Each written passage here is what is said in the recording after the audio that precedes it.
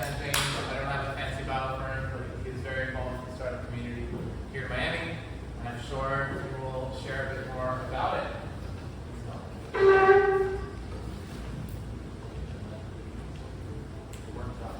Title.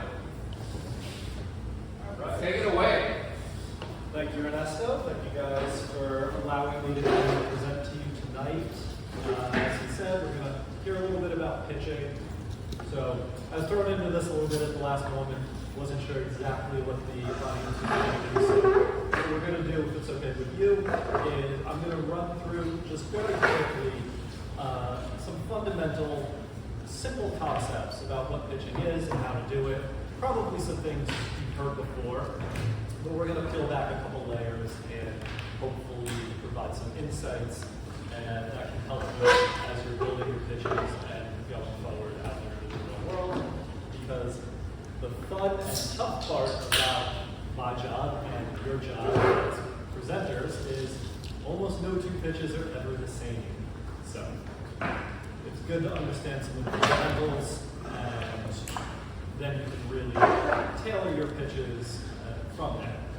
So I'm James Irvine, as he said, very active in the early stage startup community. What does that mean?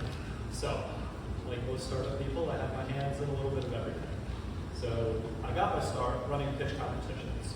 I've been running Pitch Night New York and Pitch Night Miami now for about 4 years. We have one Pitch Night alumni in the house tonight. There it is. So that's what really got me my start into the startup community. From there, I started consulting, working hands-on with a lot of early stage companies, and then got involved with Accelerator program so I can help a little bit more at scale.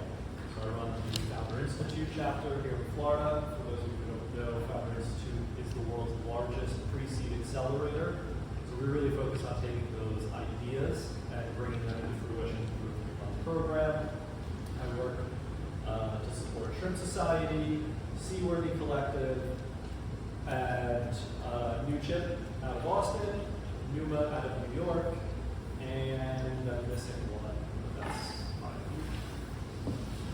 And then more recently, I've been getting involved in the venture space, so scouting and supporting venture funds with various theses. So, enough about me. Let's get into a little bit of today's agenda.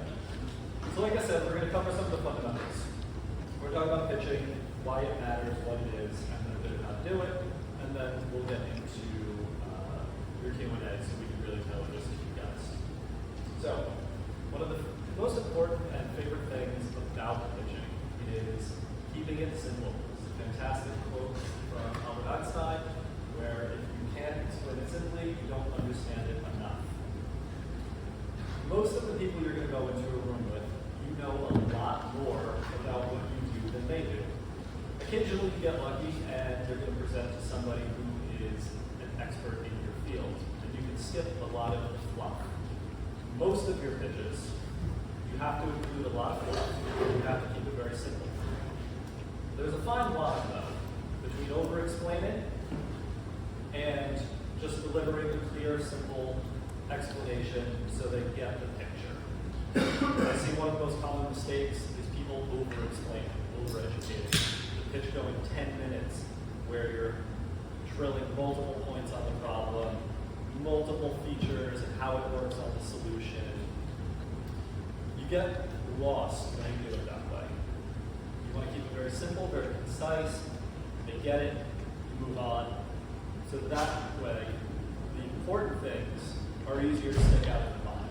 They don't dilute when you over-explain, over-educate. So, keep it simple. This is a very simple structure that I like. You can take a picture. I'm going to have you try this out in just a second. This is from, I don't know if Founder Institute actually created this. It's called Mad Lib. But I got it from the Founder Institute. We run this with our founders. So here's how it works. My company, insert the name of the company, is developing your product to help define your audience, solve a problem with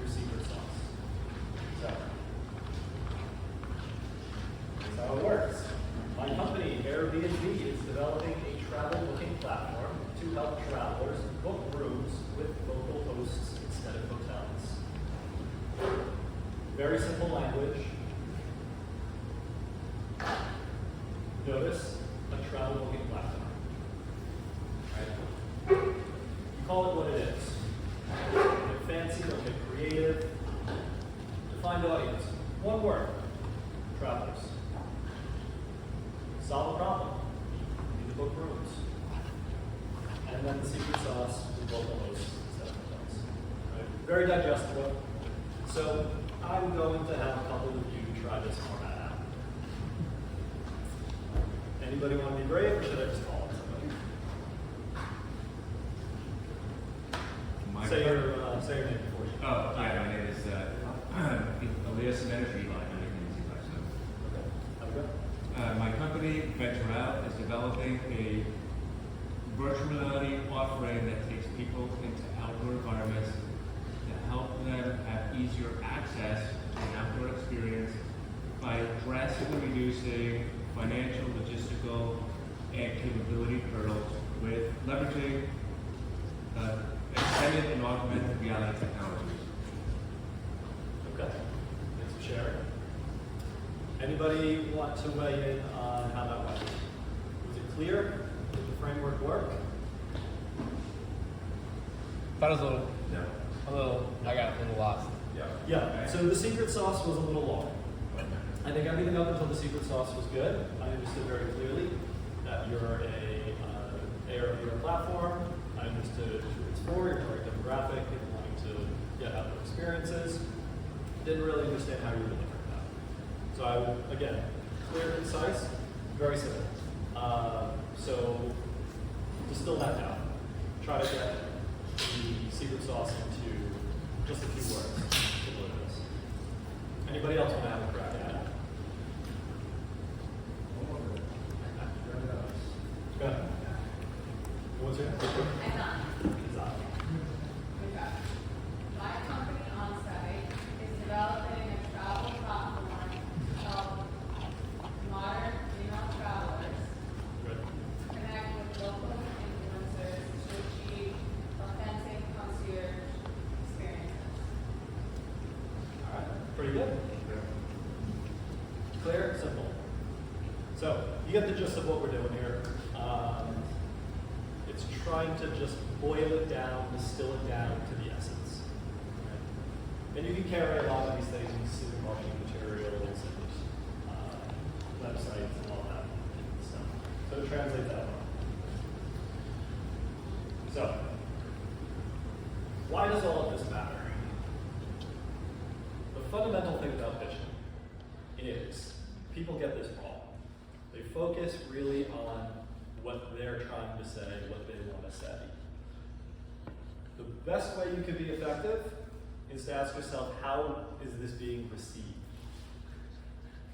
If you could put yourself in the shoes of the listener and really start to understand how the information is being received, you will take your pitching from here to here. Because that's all that matters at the end of the day, right? You're talking to somebody for a reason. And that reason, we're going to get into it in a minute. Pulled from the Sequoia deck. I'll share this presentation around with everybody. I'll give it to us so we can send it around to the group. This is just pulled from the Sequoia deck. These are a non-exhaustive list of items that are expected to be in presentations and pitch decks. You don't necessarily have to have everything in here, but it's kind of a general guideline. So, intro. I'll talk about some of the non-obvious ones. I think everybody here knows problem, solution, product, market size, competition, business model, right? Those are pretty straightforward. Intro. This is something that's kind of overlooked, and I think it's very important. If you go in to a presentation and you just come in and say, here's the problem. Women aren't traveling as much as men. They don't get the same experience, blah, blah, blah, right? And you just act on it. You're into the problem. It feels like I'm being presented at, right? You don't want your presentations to feel like a presentation. You want them to feel light, conversational. We talked a little bit earlier about kind of defining the tone using delivery methods. If you take a little bit of time just in the beginning to have some sort of an intro, not just, hey, how you doing, how was your day? I like a little personal story, right? So, a couple of years ago, I left my career in banking and I decided I was going to travel the world. And when I got to planning it, I realized travel isn't designed for women. Here's why, blah, blah, blah. Here's what I encountered, right? I'm just picking on her. You know, now you've just let us in. We understand a little bit about you, about your story, and why you're doing this.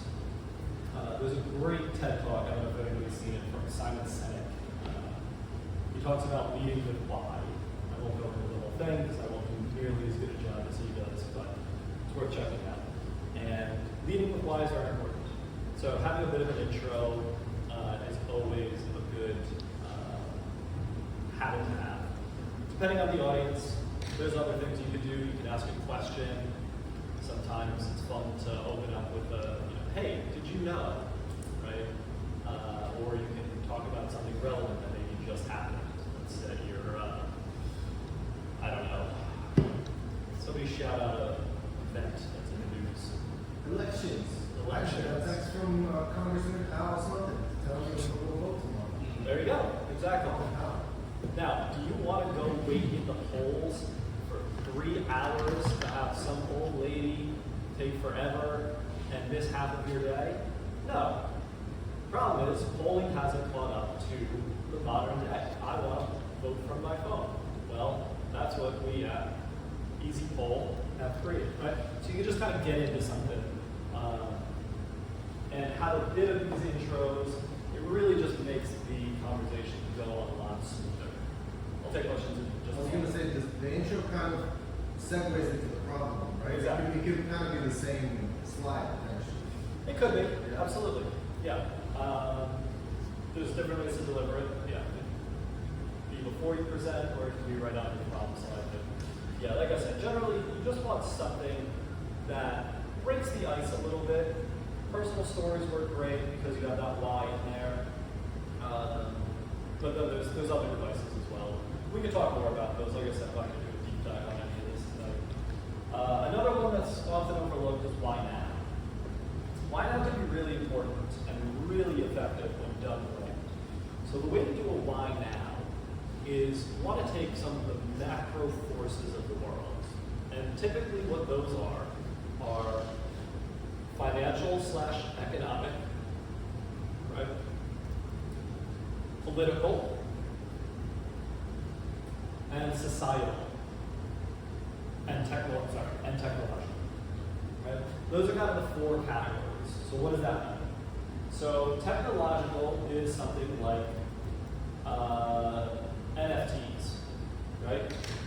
For the first time, you could put your contracts and the terms on the blockchain and have this thing just circle around as easily as possible. Whereas before, you had to go through stacks of paper to get this done, right?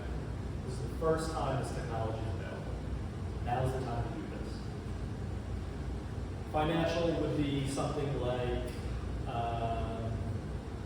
unit economics, right? For the first time, solar energy costs less than gas, or whatever, per kilowatt hour. So now we can do this, whatever, solar technology. Society.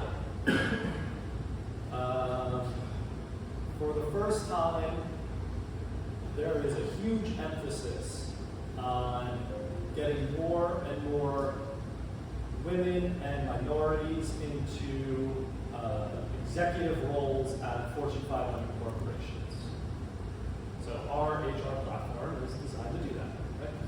And I know I'm missing one. What did I say? Financial, societal, political. So this would be something like a bill that just got passed, right? Not very political, so. Marijuana is legal now. Marijuana is legal, exactly. Beautiful example. It's not. Exactly. So those are the 4 buckets of market forces. And if you could hit the trifecta, or the quadfecta, I don't know if that's a word, and combine all of those, it does a really, really strong job. You can create a lot of emotion and a lot of effort into your presentation and the case for your company and your startup. If you can bring those tailwinds behind you and say, this is the time for what we're doing, that's a great way to do it. And we're going to talk about creating emotion a lot. And then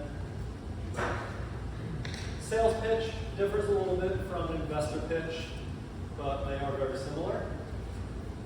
Structure is a little different. This is by no means the exact structure you have to go with, but you can see you've taken out a lot of those fluff materials. You're not necessarily talking about the market size and the competition, the business model.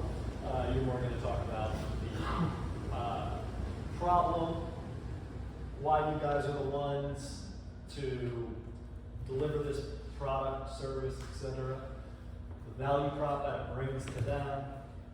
You'll notice the product is further back. I have it in the middle. Sometimes it's actually beneficial to put it here, and you put the proofs up there, and then unveil the price, and then the product at the very end, because people don't actually care about the product in sales pitches. They just care about what it gets them, the result it creates, and you have some sort of call to action. So, creating motion.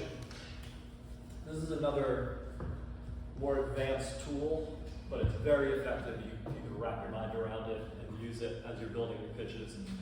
Investors, most investors, they got into being the VC or angel investing because they're excited about the future and they want to do cool and exciting things.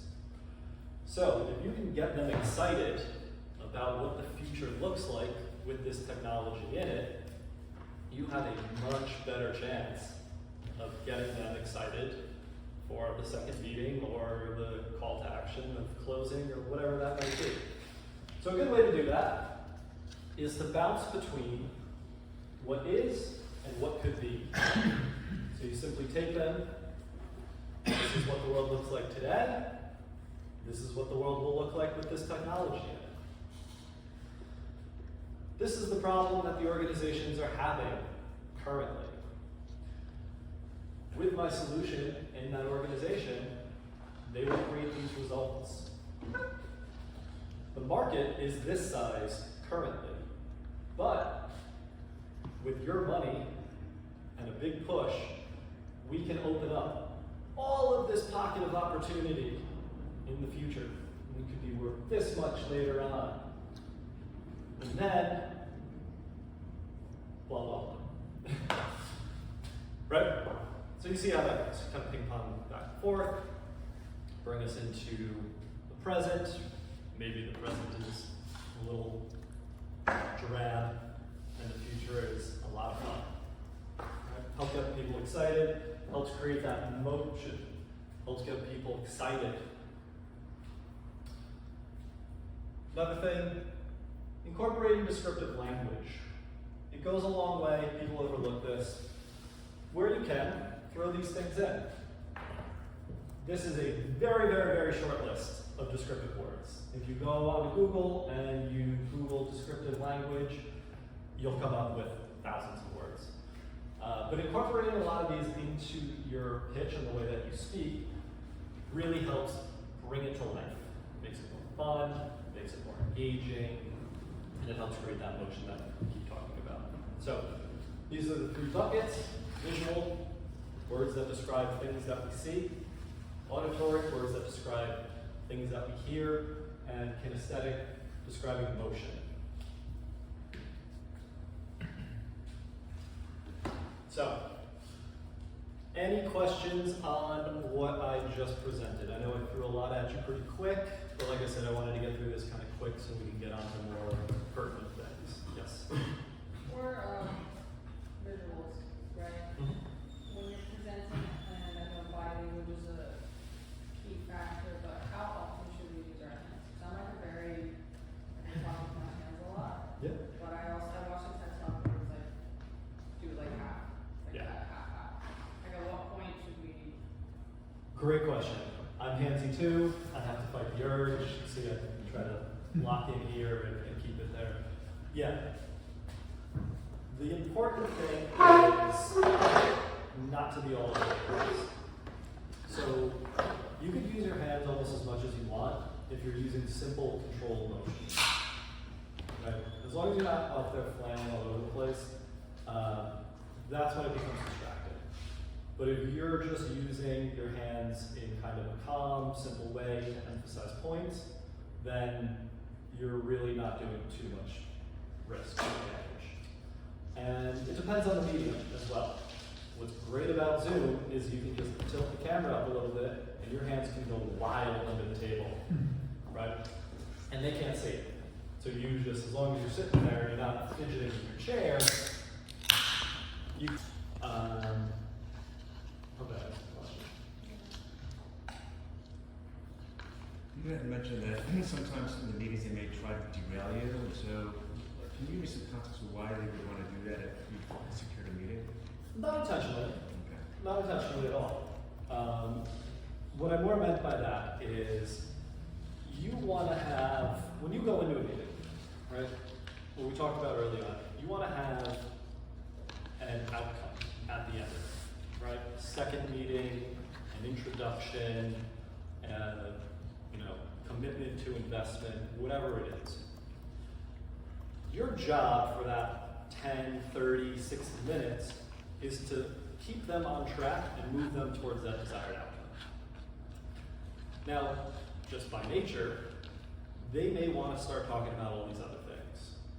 So that's what I mean. When it starts becoming both like two directions, you got to make sure that it's still moving on the right track, right? It's easier when you're presenting one direction because you have your slides or you have your talking points and you're just moving them towards what you want it to be.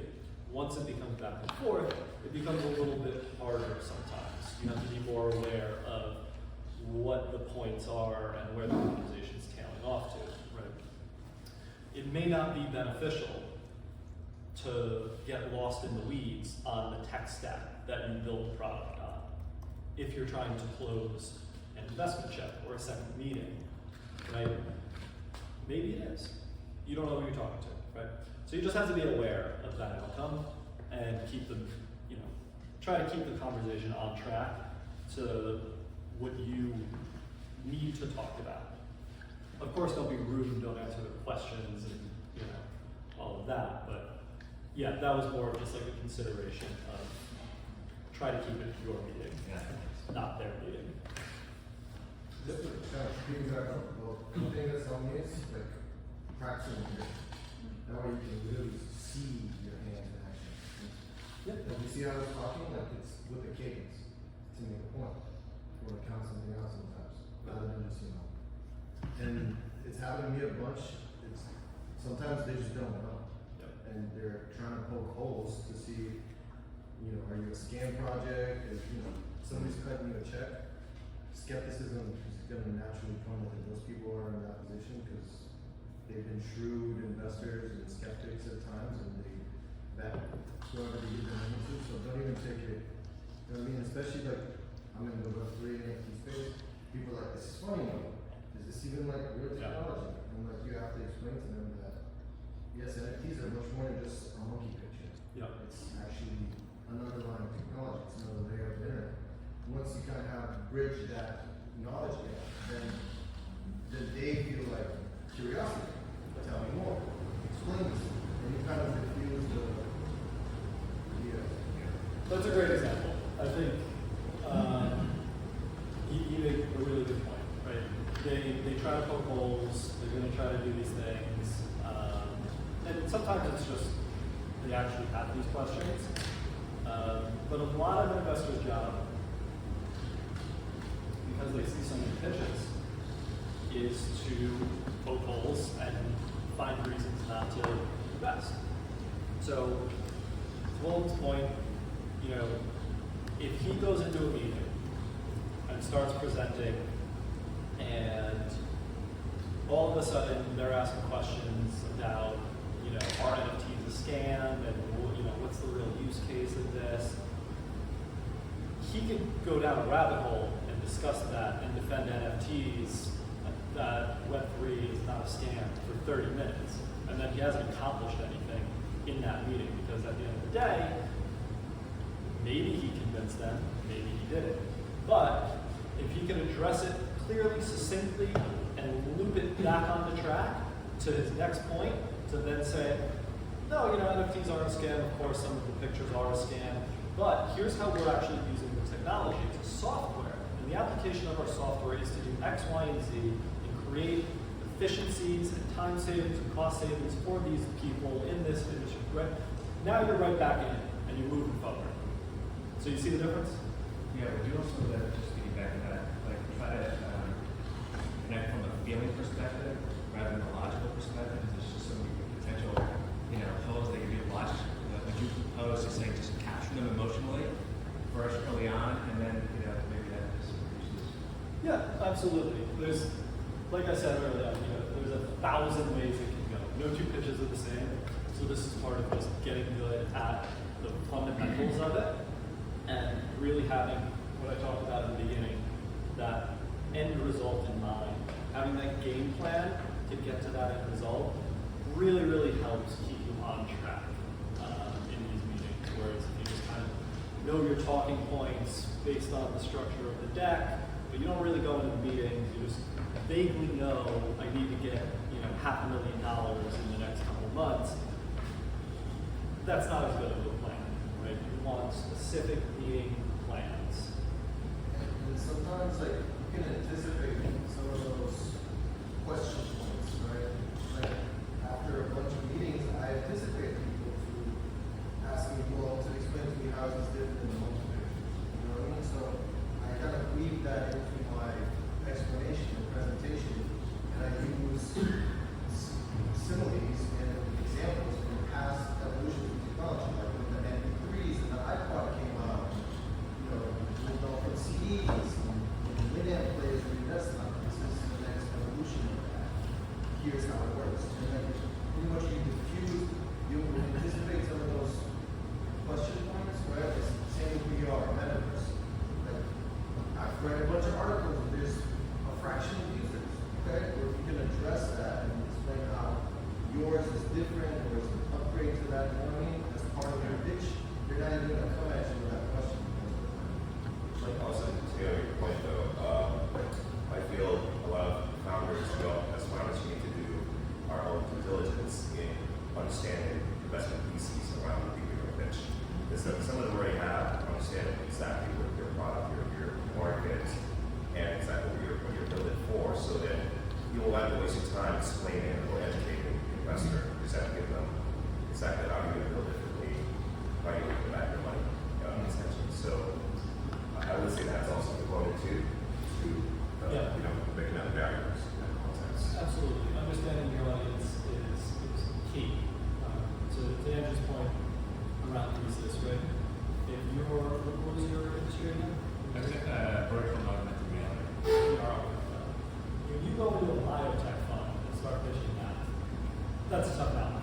You know what I mean? Yeah. Of course, maybe there are medical applications down the road, but you're doing outdoor experiences for now, right? So it's a long way off from combining VR with this pill in the hospital to help these patients, right?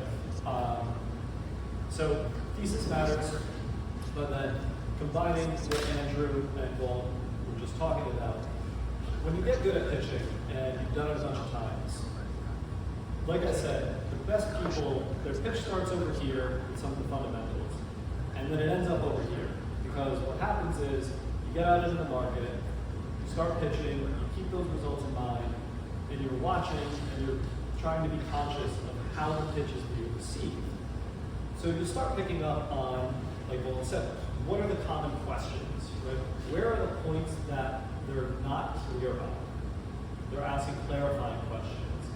Versus, what are the points that they're asking interested questions on, productive questions on, right? What sparked in their mind? What lit them up?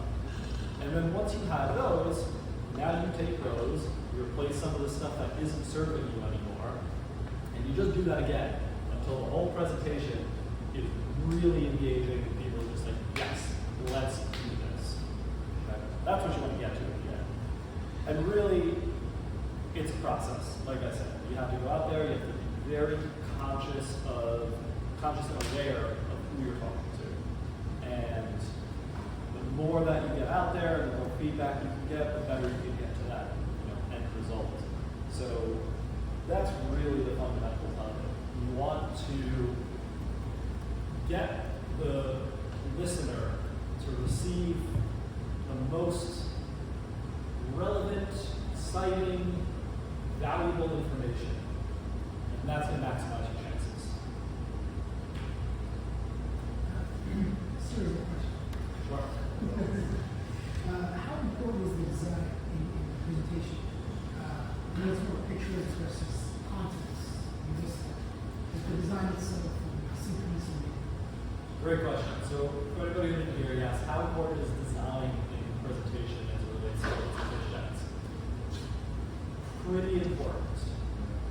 I'm not going to lie to you, there have been a lot of people who have closed money on a crappy, simple deck, but they closed it for other reasons. In the venture game, if you're going to go the professional investor route, where you're going to send this deck out to VCs, angel groups, angels, they get a lot of decks. Typical VC sees 22,000 pitches a year. So that's 150 or so, call it 150 a month, within those decks and pitches. If you put your deck into a stack of 150 pitches, does it jump out? Right? They're going to breeze through it pretty quick. So, design is one of the simplest and easiest ways to make it stand out. Because they're just looking at somebody whose deck is versus somebody's deck who's professionally done and very polished. They're probably going to look at that one more. It's more visually appealing to the eye. We look at things that are more visually appealing. Now, of course, if you're one of the ex-founders of Netflix on a plain white deck, you'll draw attention as well, right? But yes, design is for the people in this room. Design should be taken very seriously. It doesn't cost a lot of money to get a professionally designed deck. You can get a deck refresh done anywhere from about $1,000 to $3,000, which means you give them your deck. It's, maybe the content's a little sloppy, the pictures aren't really there. They'll redo it, and you can get a new deck built from scratch, usually anywhere from like $3 to $10 grand, depending on what stage you're at. And it saves a lot of time, usually. If you're not good with design and PowerPoint and all of that, it's probably worth a couple $100 to ship it off to somebody and not spend 20 hours moving pixels around and focus on the business and getting a few extra traction points to go into those slides than mess around with the slides. So, great question. Talking about moving your hands, what about moving in the room, like walking up and down, or just keeping? Yeah, absolutely. Is that cool or not? Yeah, so same thing. You shouldn't be all over the place. You'll notice I was there, here, here. If you're pacing, you're going to kind of give off that anxious energy. It's going to permeate into the room, right? But yeah, absolutely. There's a whole strategy around stage presence I can go into. I'm not an expert in that by any means. I'm not a big presenter from the stage, but same as hands, it can be done very strategically where you come in closer to do certain things and you fall back to deliver other things. Same thing, the important part is relaxed, slow motion. You want to keep an open pose, right? I haven't really done this. You don't want your shoulders hunched. You want them closed off. You want to be open, be relaxed. Give the listeners a sense of comfort. We're all founders. This is our babies. Yep. How do we lower the passion a little bit to have it perfect? Like, what's the perfect passion symbol? Jumping out of it. How do we put it down? Great question. Great question. This is Do the exercise. Do we practice before? Is there certain tips or tricks we can do? Yeah, so you should always practice a bit on your own, but you're not always the best objective judge of it. So I think a lot of it is just practice and getting feedback. Like I said, your first 20 pitches are probably going to be throwaway pitches, right? You should practice those with your immediate network and get feedback from some people you trust. Was I too hyped? Is that something to worry about? Is the energy level too high for this? How was it received? Hopefully they'll be honest with you. But it is a very fine needle to thread. You want enthusiasm, you want passion to come through, you want them to understand, hey, this guy isn't just doing this because he thinks there's gold in the hills and he wants to be a startup founder like a lot of people do. He's actually serious, he's passionate about this, he cares about the problem, he cares about his customers. But yes, you can't be like, you know, cannon out of a cannonball out of a cannon. Until we get to like Tony Robbins and Grant Cardone. Yes. Like that's just their thing. Yes. I have a guarantee. Well, they're motivational speakers. Exactly. They're, to his point, they're motivational speak. Yes. They're trying to create a certain reaction from the room. They're trying to get them into peak state, as they call it. There's a whole, you could look this up, the buy zone. Google the buy zone or the buying zone.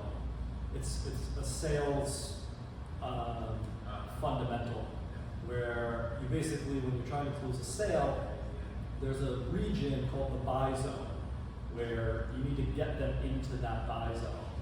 And it looks like an arc. Right? The buy zone's up here. They start down here where they're not going to buy nothing from you. And then you need to move them up the arc, get them into the buy zone, close the sale there, and then you need to guide them back down to make sure that it doesn't get canceled. There's a whole science behind that. Sounds like cracking up a dopamine. Yeah, exactly. It's and this ties into what I was talking about with yours, right? You're going to start presenting to people, and then you're going to iterate your pitch. You're going to try to listen to what people cared about, what got them excited, what got them interested. Those are the things that move them up, right, into the close zone. So energy helps. Energy absolutely helps. There should be an increasing energy when you're starting to push on some of those hot buttons that you know work, right? You have that carrot that's like, hey, I didn't even talk about our team. Look who's on this team, right? You want to deliver that like Tony Robbins, right? Oh, give us that energy, that authority. We are the team to do this, right? Maybe it's traction. Maybe you've got fantastic traction. We're at a pre-seed level. We got 30,000 downloads within a week of launching, right? The energy should be high. Yeah, right? The energy should be high on that. So energy is something to consider in the pitch as well. Following up on that, we got them to that energy, they got to the buy zone. How can I get the most out of it? What's the next action? How do I push them from that, yes, I'm excited, to next level is where I want them to do, either if it's curiosity, decision, meeting, or closing deal. What do I need to do at the end of that presentation to get them to say, let's go for it, instead of, okay, great, listen to you, you're awesome. Fantastic question. Guide them through the process you want. So, if you're trying to set up the next meeting, right, you got them hyped, they're excited about what you're doing, you know it. So, this meeting went really well. I think you got it. I know we're coming up on time here, but how does this look for next steps? I'm going to send you a quick recap. I'll send you the deck that I presented. You go back and share this with that partner that you mentioned would want to take a look at this as well. I'll follow up with you on Friday, and we'll set up a meeting for early next week. Right? You've now guided them through the steps that you want them to take. That's bringing them back down after the buy zone. Now, if you're making a sale, could be, great, wonderful. I'm going to have the contract sent over as soon as we hang up from this call. One of our account executives is going to follow up with you with a few steps and a few items that we need. That'll be today or tomorrow. And then what we're going to do is on Friday, we're going to get on a team with the engineers, and we're going to talk about getting it installed, and we'll take you through it. Like, you're giving them the next steps you want them to take. Now, sometimes you're not able to get them fully there. One of the things you might just want to do is, so, given what I've just presented here today, does this sound like something that you're interested in? Yes? Okay. What would be some next steps you would want to see from me? That's putting the control in their hands a little bit, but it's still very respectful and it's still moving the ball forward. And if they say no, this isn't something in my wheelhouse, that's okay. You need to decide then, why was this a no? And is this a no-no? Is this a hard no? Or is this a no, but maybe I could introduce you to somebody? I was going to say, sorry, to ask them if you're interested, and they get in that very role that pitching, feels like you might end up getting a lot of false positive because they don't want to break your heart as a founder, or because you know how intense you work at this. But they'll take another meeting and just prolong the no. I don't know, is that a thing? Absolutely. Does happen. Yeah. Usually second meetings aren't taken out of courtesy. So that's where what would be the next steps you want to see from me, right? Should I send the deal room? Should we schedule that second, right? You'll get an indication, right? If you put it to them and they say, yeah, you know what, send me all of the deal room and let's coordinate by email a time with the whole team, then you know it's moving forward a little bit. If you get sort of washed out, yeah, we'll consider it, whatever, we'll look at it, we'll think more, we'll reach out, then you probably know it didn't go as well as you needed it to. But yeah, the best is you control the next steps in the narrative. Second best is you look for some confirmation, affirmation that this is something that they would be interested in. And again, usually they won't set second meetings just to be polite, just because the time is very precious. It will be. But the more you can, to your point, if you do get a second meeting and there's still a no, there's still something there that they liked enough. And this is an important distinction.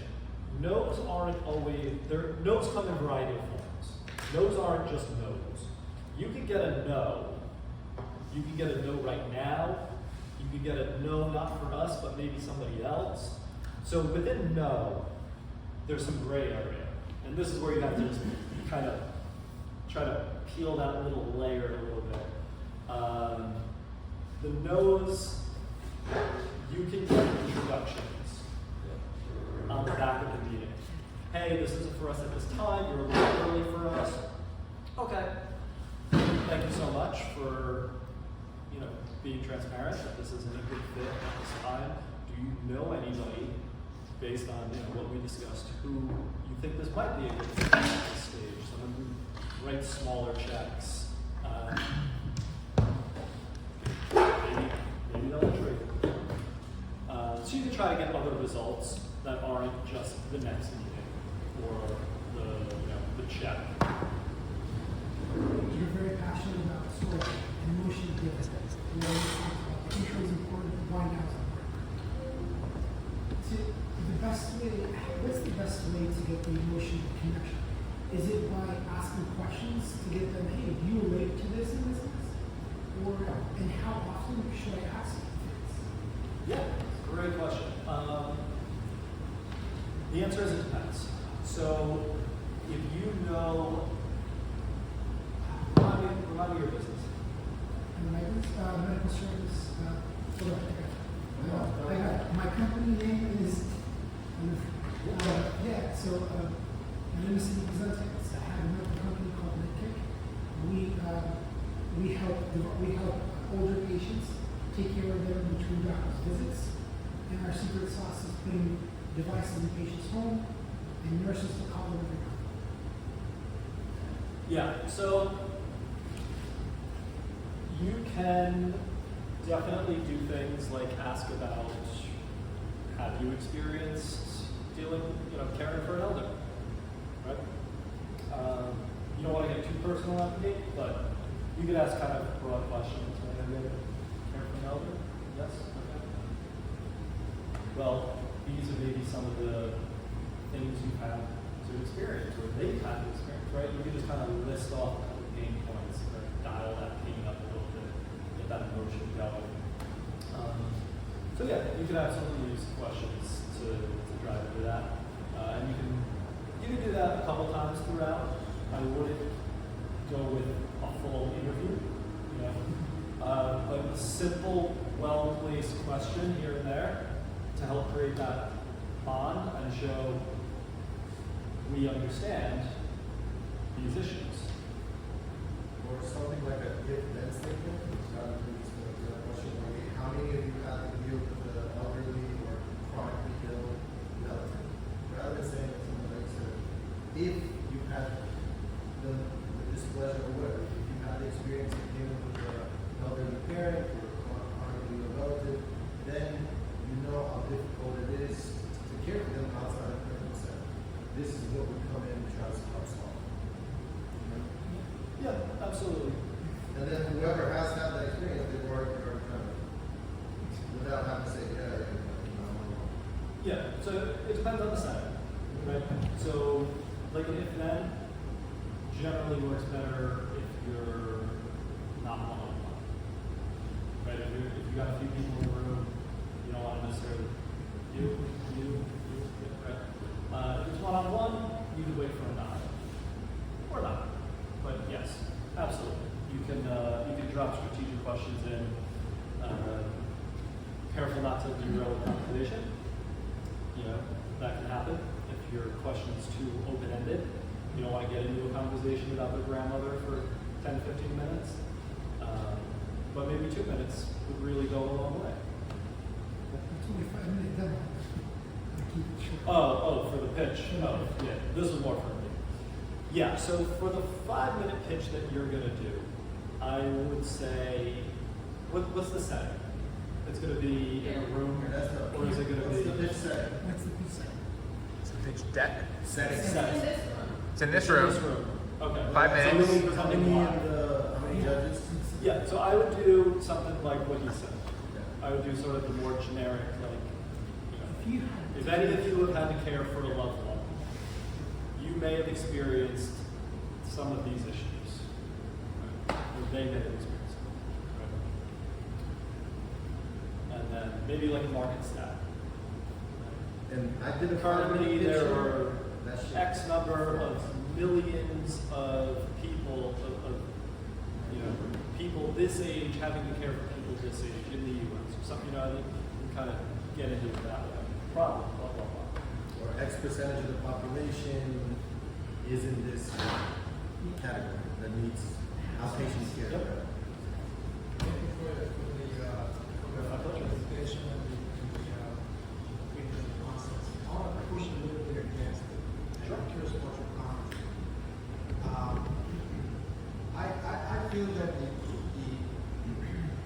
you mentioned a lot of sort of concepts about how you put your deck together and different slides and introduction and how to bring people to apply so on. And I feel this will apply very well to the general audience, where the audience is not expert at investing. But I feel we don't deal with that type of audience. I feel that we deal with a very specific audience where everybody we pitch to are expert at investing.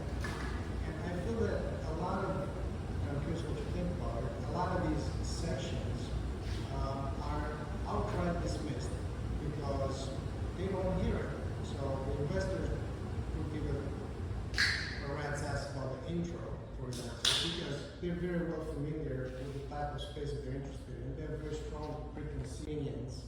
Yeah, and they don't care about to be brought into a buy zone. Mhm. You know, how much of these Jedi tricks really work when you deal with a specific audience, which is expert at investing? Great question. Yeah, so as I said earlier, the items on that, a lot of it is fluff.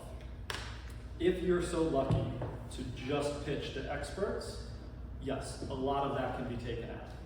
And you can get right into the technology and solution and the customer acquisition and traction and all of that. But most people are going to have to run a fundraising process. And what that looks like is you're going to dump a couple hundred of your contacts, sort them, figure out who's a potential investor, who can connect me to potential investors, right? So you're going to be pitching to a lot of people who aren't experts to get to those experts. So there is a lot more general pitching usually happening than specific expert pitching. That's just sort of the nature of it. Now, if you're a little further along, what industry are you in?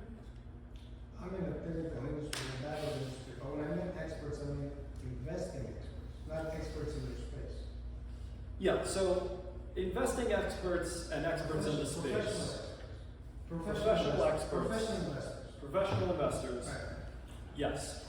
If they're not an expert in the space, some of that comes in handy because you need to hit on some of those key points that create interest. And that's where you generally jump off from. So if you have a compelling team, a compelling market segmentation, a competitive landscape that's interesting, right? You need to kind of go through those motions to figure out what people care about. That's what I was talking about earlier, where the pitch you start with is really not going to be the pitch you're going to end up with, because you're going to go through this general pitch and end up with your more specific pitch by finding out what it is that they care about. If you know to a certain degree, usually that's for companies who are more seed stage, Series A. They know, hey, this is the highlights of the team, these are our KPIs and our traction, and then this is the market that we're kind of playing in. And they can generally get by with like those 3 points, right? They trust that the solution works. They trust that they have a sales and a marketing strategy and all of that. Earlier stage is a bit different. You have to walk them through some of these things to get to, like I said, the things that are most interesting and the things that are most compelling. Great question. And then technical expert, just to one more point on that. Technical industry-specific expert, that's a different ballgame. Then sometimes you can skip a lot of this fluff because they're just going to care about, especially if it's like deep tech or biotech, AR, VR, if it's hardware, right? They're really just going to care about looking at the product and can you develop this technology? Are you the team to complete that? If you're an application of a software, like just using VR for outdoor experiences, that's not necessarily new technology you have to develop, it's layered on, right? So they're going to care about, okay, who are you going to sell this to first? How big is that audience? Who else is doing this, right? So that's where the nuances come in. I think this is my last question. Pitch deck, 5 minutes.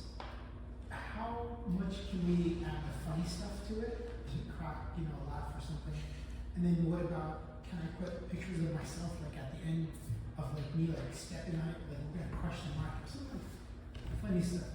Is that? Yeah, I don't have a problem with that. When Just basically, when you just did that motion of when to crush the market, it seems a little cheesy to me, so I would totally stay away from that. What is it? It seems a little cheesy to me, It is.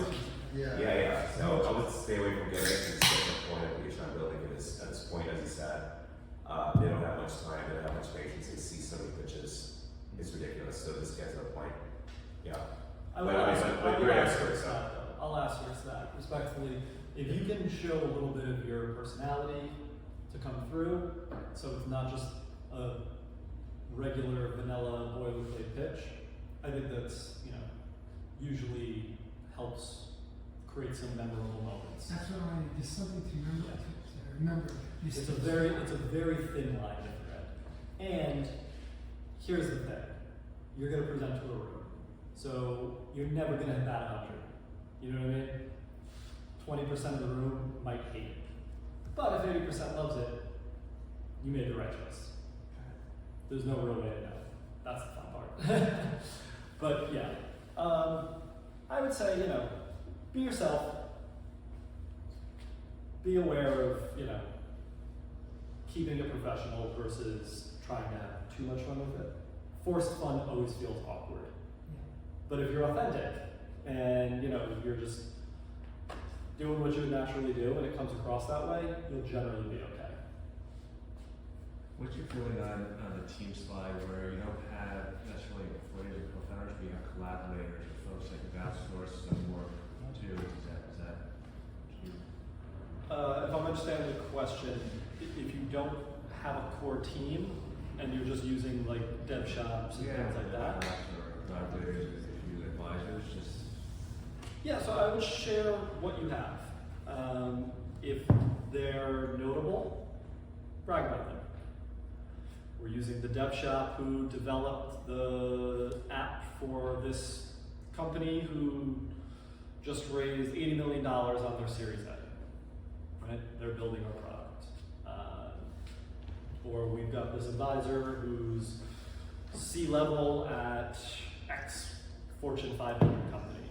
Really, really impressive guy, and we got him on the team. Right? So just, again, audience in mind. What's going to be interesting, what's going to create curiosity, what's going to create credibility, all those things. Just have some context around it. If you just say, we're using XYZ dev from Hialeah, and you just move on, nobody knows who they are, there's no context, it's more of a so. Right. I said I was not gonna ask you. Cut off. Sending Get out, out. sending out an email No. pitch. Okay, Okay, go. Go, Sadiq. sending out an email pitch, is it recommended to also, if I shoot a short video to explain this pitch in 1 minute or 2 minutes, is it recommended or not? I generally stay away from those for two reasons. One, I can't tell you how many times I've seen those fail on the day of the thing.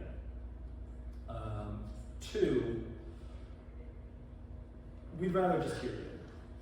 If you want to show a short product demo clip, right, if it's something that's much better explained visually, right, like maybe yours, you would want a 30-second, hey, if you strapped on our glasses, this is what you would be seeing, right?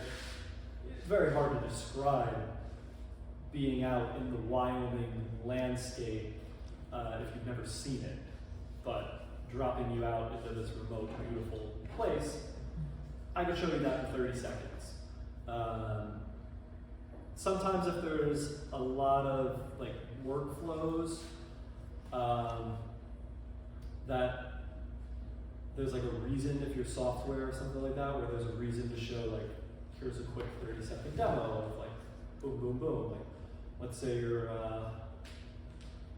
you're Ernesto and you're talking about Notion, right? He could show you, look how quickly we could build this whole workflow, right? A 30-second clip just shows how this whole process got automated. Like something like that. Those can be useful because you can waste a lot of time trying to explain something like that. But what you'll want to do is create like a GIF almost, right? GIF cutters are pretty easy. You can embed those into the slide. 30, 45 seconds at most. I have like a quick 20-second explainer video or something we're working on. I have not included in my deck. It's on the website, but the more I think about it, yeah. Because I have like screen grabs that look like a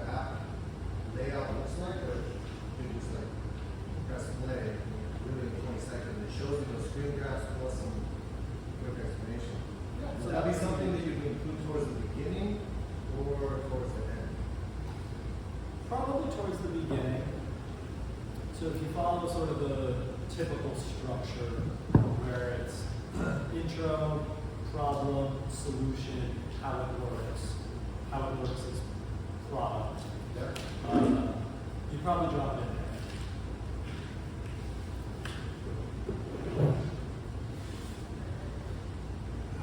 Check out this following scenario. You give a pitch at an event, and there are 50 pitches. You want to win. Someone in the middle. You don't really, you don't necessarily fit the pieces. There's some people do, most don't. You want those who don't, right? And you got 5 minutes, so you know what slide over, and you just get smashed. With feedback. So the feedback is, this is not interesting. They completely don't get what you're trying to sell. What is this for? But the feedback is sort of like borderline religion. What do you mean? Well, great question. If you can respectfully address some of their questions or concerns, if it's that sort of dynamic where there's Q&A, then absolutely you can say, I would like to address, thank you for your feedback. I would like to address the 2 points you made about this you didn't understand and this you didn't really see the need for. You just address them in a very simple, calm, clear way to try to explain that need. So fundamentally, if you're getting that type of feedback, you want to ask yourself, why did that happen? Right? Something may have been off in your pitch. But yeah, if you get berated, and this will happen, it happened, so I mentioned I do pitch competitions, I do them every month. It was a couple months back at CIC, this just happened, where the guy gave some feedback that the founders didn't like, and they pushed back, he pushed back. How do you feel It about escalated pretty quickly. feedback? Worst thing you can do. You have to be respectful. You have to be gracious. Thank you for your feedback. If you push back and you get defensive, it never, ever works well for the person in the hot seat. It's part of the game. There's a whole dynamic that I won't go into as to why. But yeah, you really have to be very gracious up here as the presenter. I've seen this happen only a few times, and I can tell you so many, with definitive 100% certainty, the ones who have accepted even negative feedback graciously create better results than those who try to push back and try to assert their point of view over the judges and the audience. I agree with you. This would be what I would say. However, I can't help but think about being aggressive as well, right? Maybe out of position. How about that? How do you feel if you don't like asking for it? Is it safe? Yes. Every time somebody pushes back the Shark Tank, bro, they get dragged out in a stretcher. Like I said, I just saw this happen at the I think it was the July event. We were presenting at the old CIC right before they shut down, and it was a team of 3. They were presenting a software for gym, something to do with fitness. I don't remember exactly. And one of the judges, there was a panel of 4 judges, all of them very qualified people, and the first 2 were kind of nice. Then the third one was like a little I don't know about this. And the 4th one asked a question along the lines of, who's the technical founder here? Who built this product? Who writes code? And they said, no, I write a little bit in this language. One thing I said, I write a little bit about it in this language, but we built it in this language, we used a dev shop. He was like, so none of you are the technical co-founder. That's a big problem. And offered his opinion that I was like you, I left a career in banking to join us, to start a startup. and it went terribly. My advice to you is be careful with this. You may want to reconsider. It's a tough market, and none of you are technical co-founders. It's a big problem. Rather than accept that graciously, he pushed back. And I don't remember what was said, but he basically escalated it by trying to be stern and not letting, him be in the power position. I think that's what he felt. And so then the judge pushed back with his reasoning, and it escalated, and it really, really did not go well for the presenters because they came off as defensive, unreceptive, whole other list of descriptive things, but that was the hot topic in the room tonight. There was about 100 people in that room. Me as the host, I talked with a lot of them afterwards. That was the hot topic. Everybody was talking about that incident. And guess who everybody was saying was unprofessional? The judge. No. Always the founders. You in this position, I couldn't tell you exactly why. I'm sure there's a paper written by Harvard Business Review somewhere or something like that. But you in this position, you have to be the gracious one. You're asking for their money at the end of the day. And this wasn't even asking for money. This was just just a a small score. whatever it is. Like, you're the one that signed up to get up here and try to sell meat. Exactly. I'm the one that's here judging you. Therefore, the dynamic is already set off rip. So Exactly. if you try to flip the script on me, I'll be like, got it. You know, I take your product, I'll back you, put 2 shots in the back of the head, like Mr. Wonderful says, and let it die. I guess the judge is not an investor in this scenario. But I feel, it's not like you're asking for free. It's a business transaction. So you're offering value and Yeah, but what if he's saying is like, the value you're offering me, I'm not buying because you're not even the technical founder here. There is nobody that can actually, in front of me, that can actually explain the tech, justify why it is so valuable. And if you guys are none of you are technical enough to do so, then be cautious. You might get yourself in a slippery situation. Exactly. You have to understand, you have to be gracious enough to take in the criticism, the feedback, whatever it is, however you want to categorize it. And it should always be categorized as feedback, not criticism. Anybody who's there actually is there because they want you to succeed. They want you to win. Nobody's there to tear you down, right? They're there to support you. They gave their time to show up to this event for 2 hours, to sit there, to give you feedback, right? They want you to win. So you need to understand, fundamentally, that's where their comment is coming from. It's a place of concern. If it's negative, it's a place of concern. So you should process that. And we'll just use the example that we're running with. I'm concerned about there's nobody technical on this team. I don't think you guys should, push forward on this. I think it's going to go poorly. I can understand your concern. Thank you for the feedback.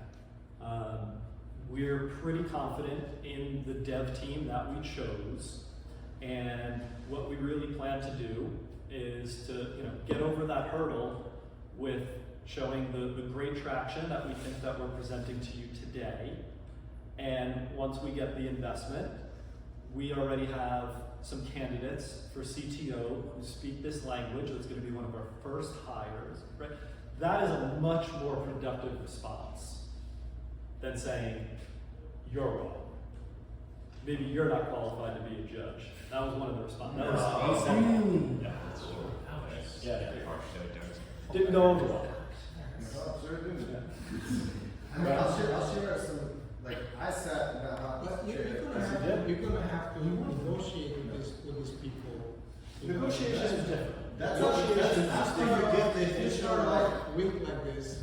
Negotiation is different. that's not, again, I don't take that as a weak position, because he brought up a valid point. If you're building a technology company, you don't have a CTO yet,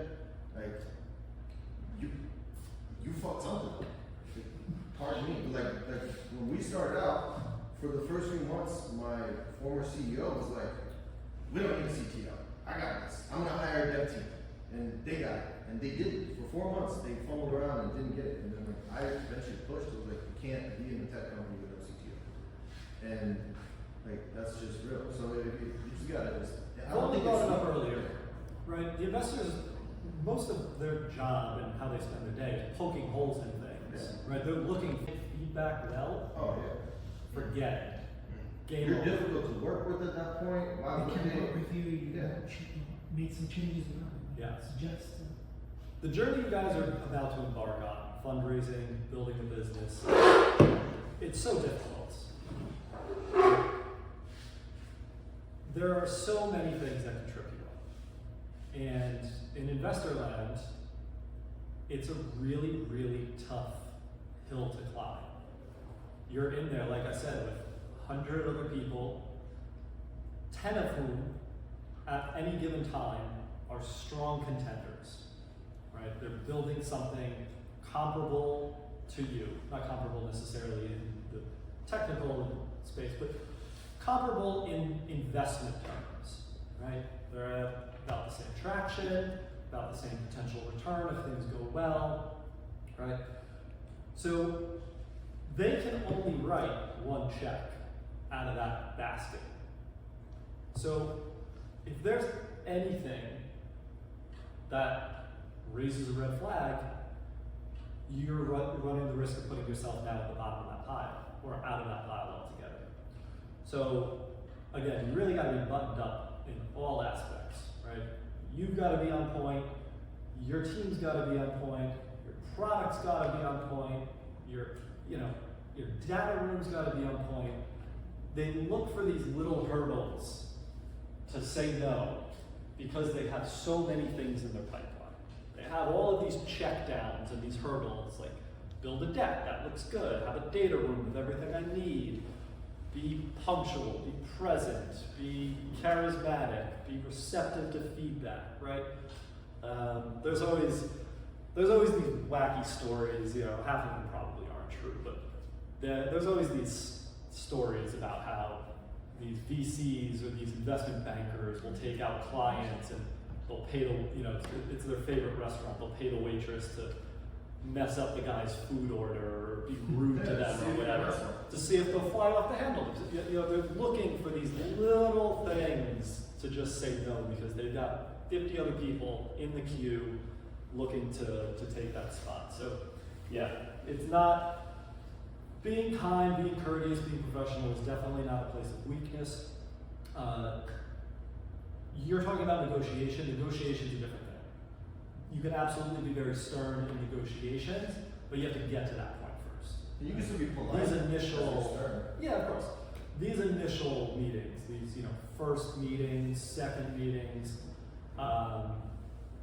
you have to be very receptive, and you have to be very conversational, right? You have to be very open to where the feedback's coming from. Again, negative feedback isn't a bad thing. It means something didn't go the way that I wanted it to. What didn't go the way I wanted it to? Now you go back to the drawing board and tweak that thing. Alright, I forget.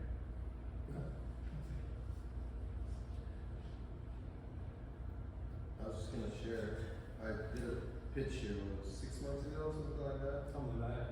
And by the way, the first guy that went, remember he had just like, all organically, he had like 20 or 200,000 users. I knew off rip that like, he's gonna win. But the biggest thing that I got stuck on was like 5 minutes. And it's like going through your whole value presentation within that short span, and not, like you said earlier, getting bogged down on one slide or one topic or the problem. And my feedback was not about like, hey, cool platform, great concept. Some of it, yeah, generally, but like I didn't get to finish the whole presentation this year. I rushed through the last couple of slides. And most of my feedback was on my presentation style, not even the content or, you know what I mean? It was like, hey, you got us at the beginning. Great problem slide. You killed it. Keep moving. Like, don't drill down on that. Like, so that would be my biggest advice to everybody here is like, practice that 5 minutes because it flies. It's so fast. It flies. And that's really it. Because if you can get through your whole pitch deck in 5 minutes, you're going to be alright. Yeah. And the feedback will actually be substantive rather than Yeah. procedural. I'm just gonna pull up, thank you so much for sharing, Well, I'm just gonna pull up, just so this is in front of you to kind of reiterate.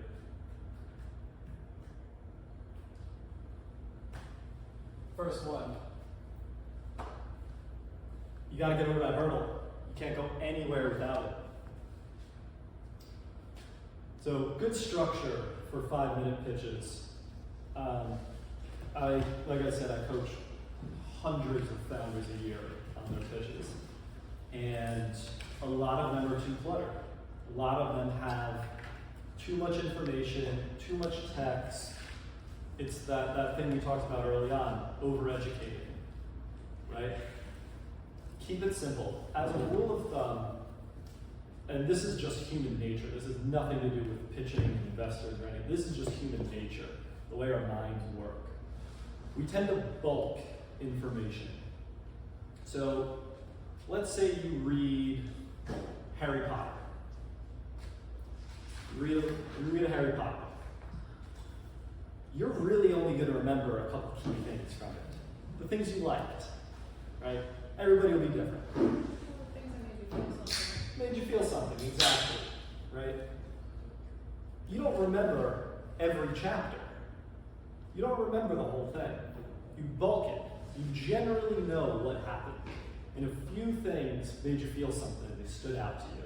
And that's how you remember things. Same with movies, same thing. So, when you're giving one of these pitches, remember, they're going to bulk everything. They're not going to take away everything you say. So, what's the best thing you can do? Keep them focused on the best things. As a rule of thumb, 1 key point per slide. There should be an overall theme per slide. So for the problem, should be 1 overarching problem. Now you can offer a couple, maybe 3 at most, facts to support that problem, right? Problem. I don't know, somebody shout a problem. 1 million streams gets you $4,000. That's my problem. 1 million streams gets you only $4,000, It's a solution. right? That's a problem. 'Cause most artists don't even touch 1 million streams over a year. So that means if you're relying on streaming alone, then you make you $4,000 a year. 1 million streams only gets you $4,000. That's good, it's quantified, right? There's numbers to it. And then you can add maybe 1 or 2 supporting facts, right? Maybe why that is. The number of YouTubers making less than, $30,000 a year, whatever. Then you go to the solution, right? Here's how we can solve that, right? Here's a couple facts or benefits or whatever, right? Here's the product. Here's what it does. Maybe you have the clip. Okay? Market. Market structure is pretty set. You can do your 10 cent sum, or you can just talk a little bit about who that audience is, the number that there is, right? So it's 1 key fact per slide, and then you could support it a little bit, but you're just keeping it moving, right? You want them to only get really the headline, the banner, the most impressive thing. If you drone on about 7 problems, guess what happened? The most important one just got washed out by the other 5 that aren't that important, right? It's sort of the sum of averages. So if you have 1 really strong point, it's better than 3 points. And then the investors and the listeners and the audience, you're going to present maybe 9 slides, 12 slides, whatever. They're going to walk away remembering probably 3. And it'll be different for everybody. So, should we basically think of our pitch as 11 sentences? Yes. I mean, 11 long sentences, because if you just do 11 sentences, it'll probably end up at like 90 seconds to 2 Sure. minutes. But Yeah, absolutely. Like, think of it as those Yeah. takeaways, and Yeah. fill in Where'd you get 11? 11 sections, Oh. 10, 9, whatever, 9 to What are the 12. numbers slides? He did 9 square, 11 squares. The thing you had before? Yeah, it was 11 sections. But when you're doing a live pitch, isn't the deck just kind of like a reference? Like you're Yep. not reading off of what's on your slide, it's more like. Absolutely. No, I meant it like 11 like points, like 11 takeaways, things Yeah. you want them to walk away with. Fantastic point. The deck should be a visual aid, very little else. You're going to use it to back up the points. You want people listening to you. Yeah. You want them engaged with you. That's how you build rapport. That's how you build connection. That's how you're more memorable. If I presented to you like this all night, you guys probably would not listen to me as much, right? So, yeah. Put some charts, put some clips, put those bold statements, highlight those numbers, right? Those are just going to back up what you're going to talk about. Great point. Do the investor have a checklist that they want to go through to make sure, just like earlier what you said, college businesses? Is there a checklist that they're looking for? Sometimes. Sometimes, yeah. Depends on the room. I don't know what's going to happen. I don't know what's going to happen at pitch one. It depends on the person. No, like commonality that they're looking for founders. I mean, the shit that you just laid out for us, pretty much. Yeah. Yeah, so sometimes they will have a formal sheet because that's just how they operate. If you're going into pitch competitions like the ones that I host, we give the judges a sheet as guidelines.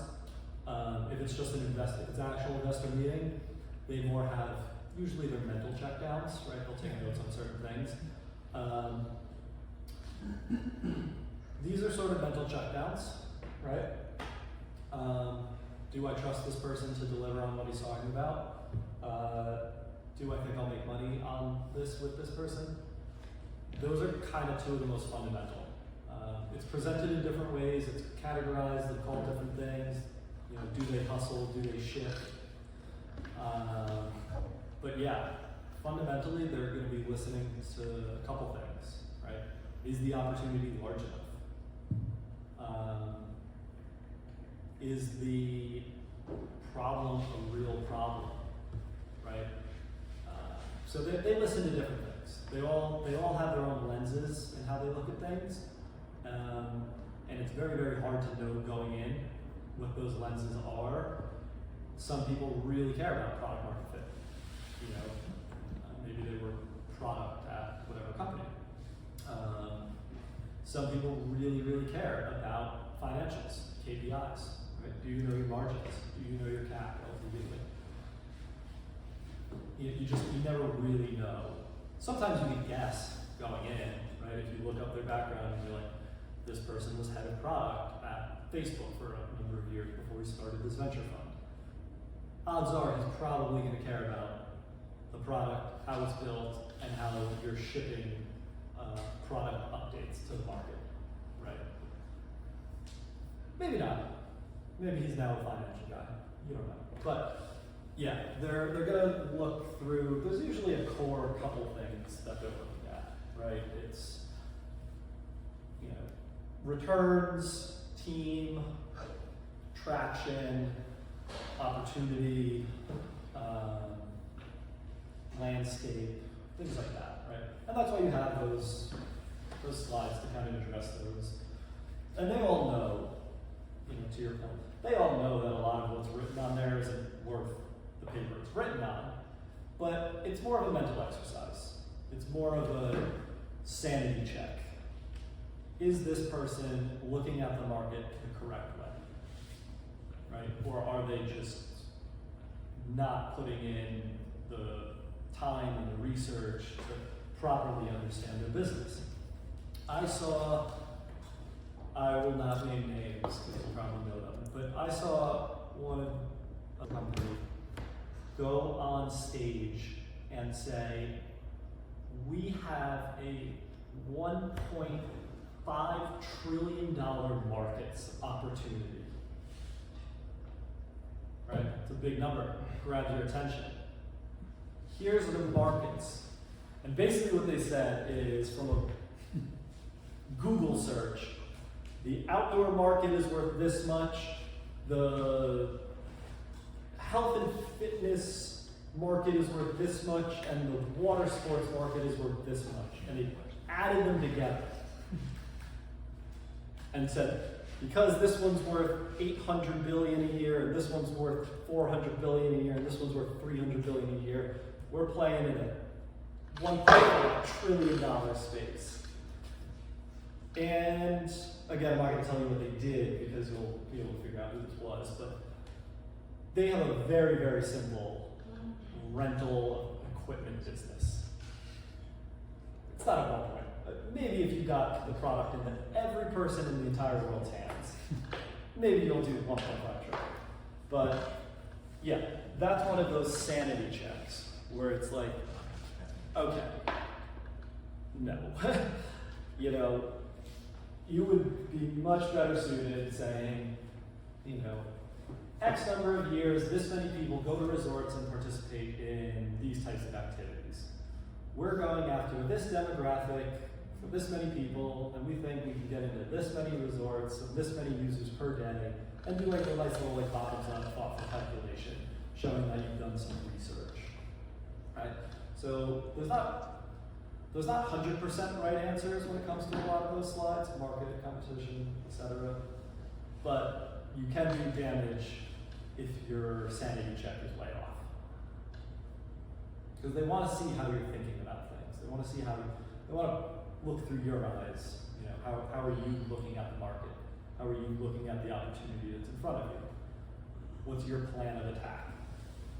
Because they'll look at it a completely different way, right? They may see something that you haven't thought of, and then it becomes a real interesting conversation. It could be a real productive conversation.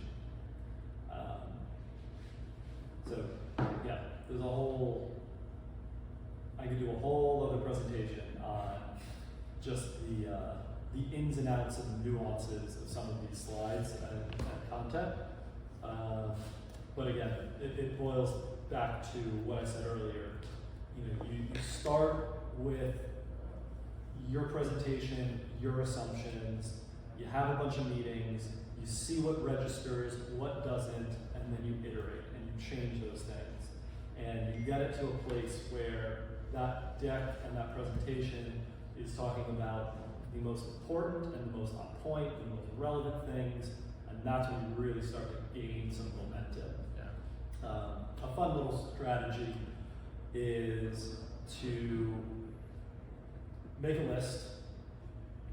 These are the 100 or 200 people I'm going to meet with or go after. Segment them. Sort them.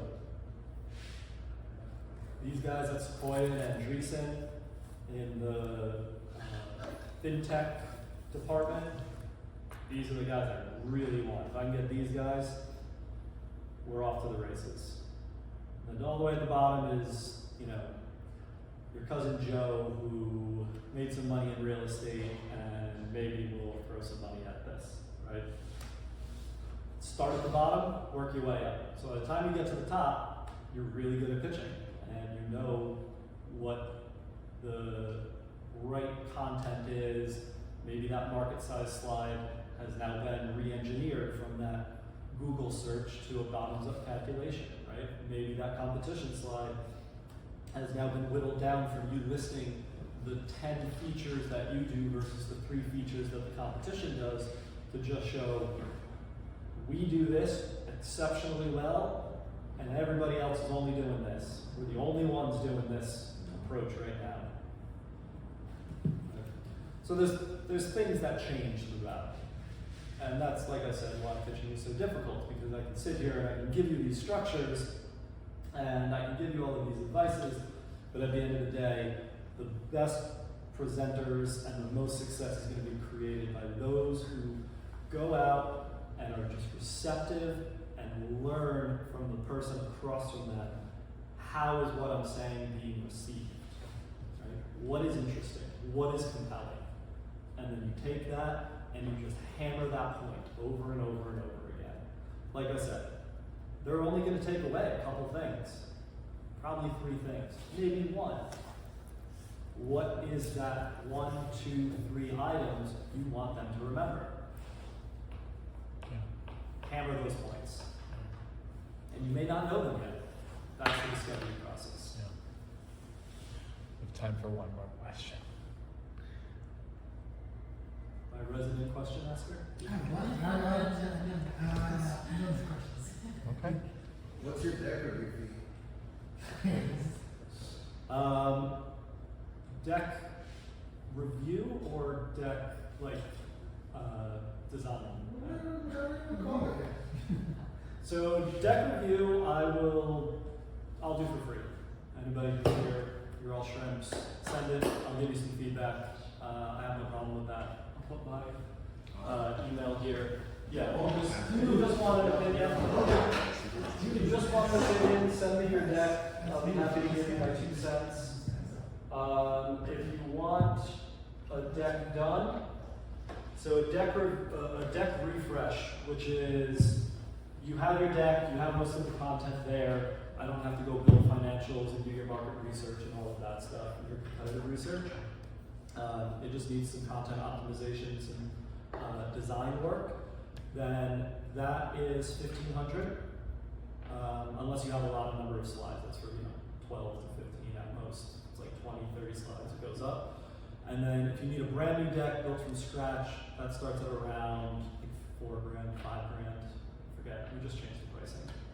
And then if you need anything else on top of that, we do like full package where we'll throw in some pitch practice and some iterations and some investor strategy, investor lists.